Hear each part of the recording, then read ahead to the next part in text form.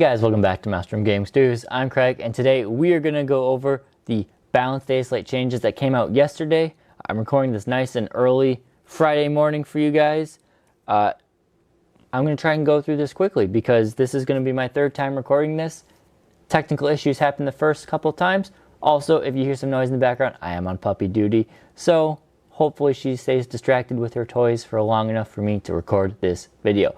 Before I dive in, just want to say thank you to our members for supporting us. Really helps keep this channel going. And if you're new here, subscribe. We're going to cover all new Tyranid content when I get the Codex on Saturday. It'll be most of next week, and we'll go into our normal Tyranid goodness that we used to do here on the channel now that we have a new Codex to review. So as that sounds good, remember to like and subscribe, and let's dive into the video.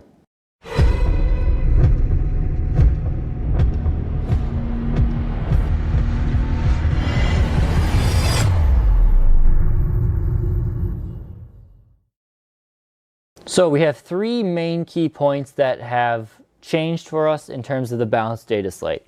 The first one regards our Tyranids. The CP, the free CP we get every turn, has been nerfed. We're the only ones who got one every turn. Unfortunately now it is once per battle round like everybody else. Unfortunate for the Tyranids there, it was a really nice unique thing we had, but GW obviously saw it as a misprint. Then, to further nerf that, again, for everybody, not just the Tyranids, it is now only a battle tactic stratagem that you can use this on. So no Overwatch, Heroic Intervention, Fight, the Interrupt strat. For us, I don't have the Codex right now, so I don't know what all the detachments' new strats are labeled as, but for the Invasion Hive Fleet, the one we currently have for that detachment, Feel No Pain is a battle tactic, so thankfully that's good there. And so is the one that allows you to, you get crits on 5s instead of 6s in the fight phase. I believe that is the other one that is a battle tactic. I could be wrong, but I think those are the two. Some core stratagems did get some nice changes though. So Overwatch has been changed to once per turn. So no longer can you use it in the movement phase, use it in the charge phase, and maybe use it for free from one of your Tyranids. It's just once per turn now. Unfortunate, but I think that is a healthy change for the game. Then you have Insane Bravery, which has got another very healthy change in my opinion, as Tyranids, Demons, Chaos, and Chaos Knights all really like to use Battle Shock to their advantage. This strat change is huge. So what it is now it's only once per game instead of once a turn.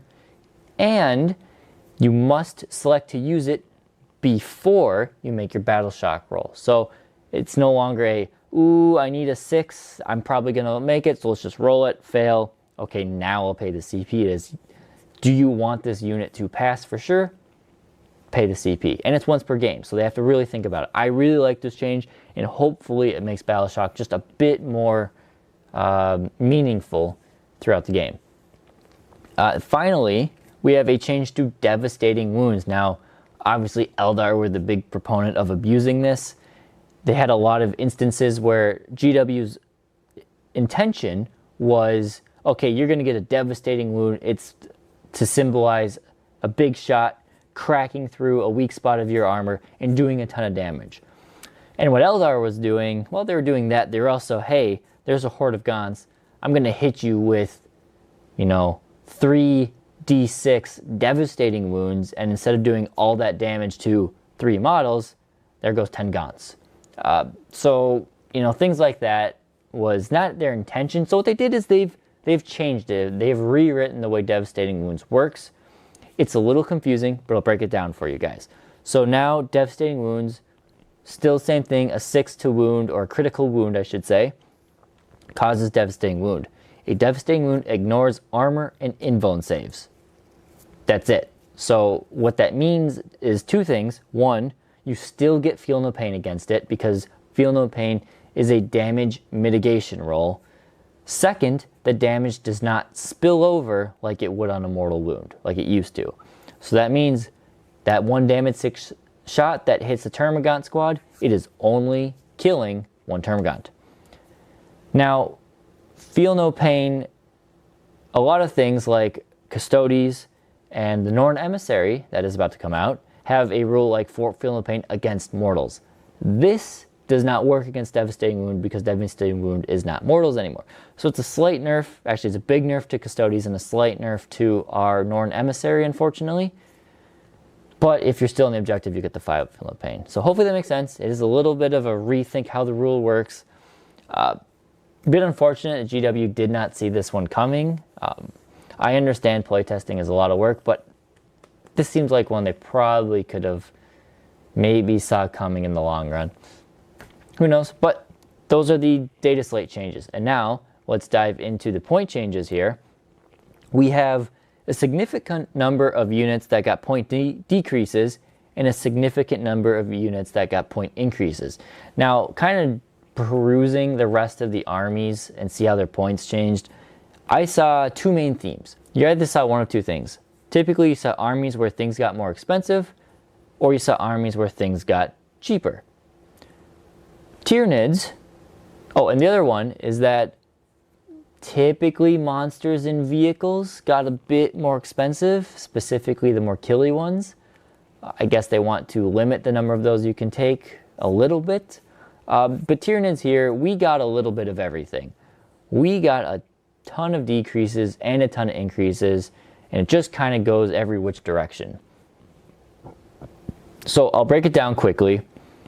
Most of our characters, except for the Tyrants, got point decreases. So the Broodlord, the Tervagon, the Parasite, the Prime, and Death Leaper all got point decreases, which are very good because, well, most of them are pretty good and they have a usable role in the new detachments. So it'll be nice that they get a point decrease there. A lot of our infantry, maybe the lesser used ones, got point decreases. Gene Stealers, thankfully, got a little bit of a point decrease. Horribungans, yes. And melee warriors also got a nice, again, just 5 points on them, but it's a nice little change there. The Death Leaper, I talked about Death Leaper. The Screamer Killer, 170 points now, so it's a little bit of a decrease. Again, monsters went up, so them only going down 10 points is great. Toxicrin down 20 points, that's awesome. Still, I think the big flaw of the Toxicrin is the model itself, not its rules or its point value. It's always going to be shot with those tentacles, but whatever. And then Harpy got a 15-point decrease. Again, still probably too expensive, but it is what it is.